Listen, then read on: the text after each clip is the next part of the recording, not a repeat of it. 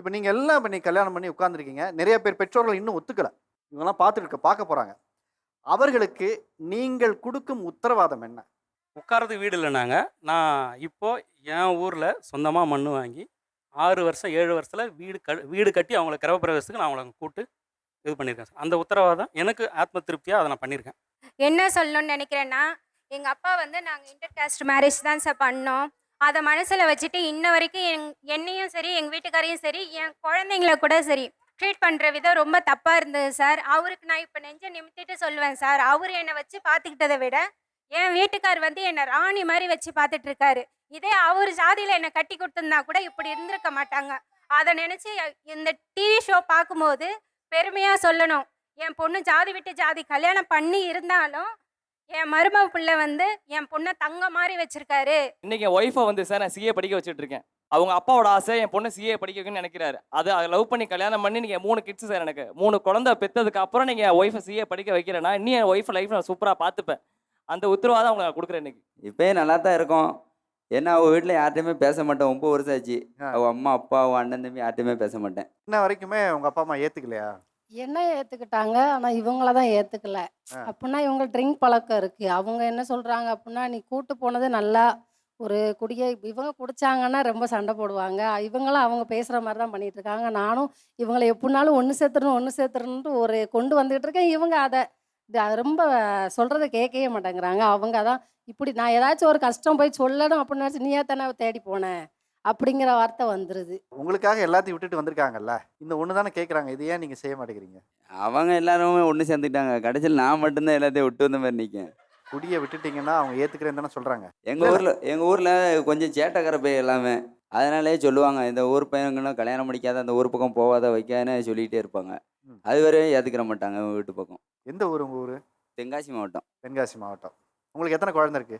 எனக்கு 2 ஒரு பொண்ணு, ஒரு பையன். இப்போ உங்க குழந்தைக்கு எவ்வளவு முக்கியம் நீங்க? ஒரு அப்பாவா? அப்போ உங்க உடல் ஆரோக்கியங்கிறது ரொம்ப முக்கியம்ல. அத தானே அவங்களும் எதிர்பார்க்குறாங்க. அதனால தான் அத விடுங்க. எங்களுக்குள்ள சண்டை வேண்டாம்ன்ற அளவுக்கே வந்துருச்சு. வந்து அதுக்கப்புறமா ஆனா என்ன சொன்னாலும் இப்போ என்னைய வஞ்சாலுமே அடுத்து மறுபடியும் நான் ஊருக்கு போனாலுமே அந்த மறு நிமிஷமே என்னைய தேடி வந்துருவாங்க வீட்டுக்கு. அப்படிங்கும்போது எனக்கு விட்டு போக மனசு இல்ல. அதாவது உங்களுக்கு ஒரு பெண் குழந்தை இருக்குல்ல. ஆமா. நாளைக்கு உங்க குழந்தைக்கு ஒரு கல்யாணம் பண்ணி குடுக்கும்போது, இப்படிப்பட்ட ஒரு சின்ன கேரக்டர் இருக்கும்போது நீங்க பார்த்து தானே குடுப்பீங்க.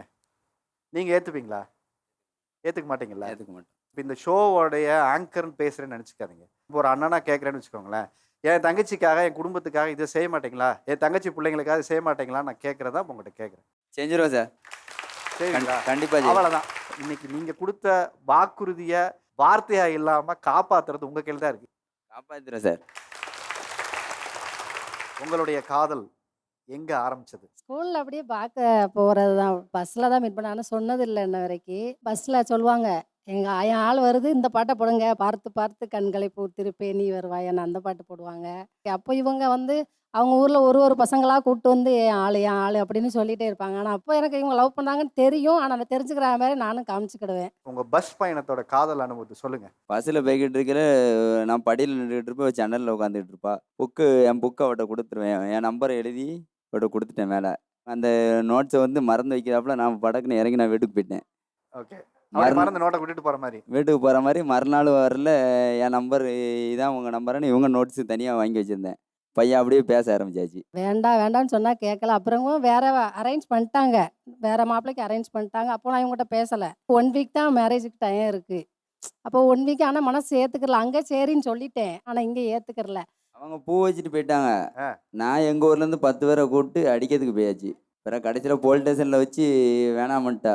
நீ வேணாம்ன்ட்டா அப்போ நான் வேணான்ட்டு இனிமேல் மூஞ்சில் முடிக்க நானும் வந்துட்டேன். ம். எனக்கே தெரியாமல் வாசலில் லெட்டர் எழுதி போட்டுருந்துருக்கா. அந்த 10 பேர் கூட்டு வீட்டுக்கு வந்தாங்கல்ல. தண்ணியில மறந்துட்டப்பா. அந்த டப்பால தண்ணிய ஊத்திட்டு வந்திருக்காங்க.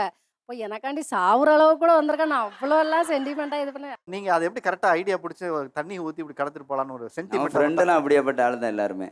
நாங்கள் உண்மையா? எல்லாம் மொத்தமாக தான் சுற்றிட்டு இருப்போம் பசங்கள்லாம். நைட் ஆச்சுன்னா ரேடியோ செட்டில் பாட்டை போட்டு தெருவில் உட்காந்து நல்லா ஜாலியாக ஆடிக்கிட்டு ஒரு வழியாக இழுத்து கொண்டு வந்து விட்டாங்க.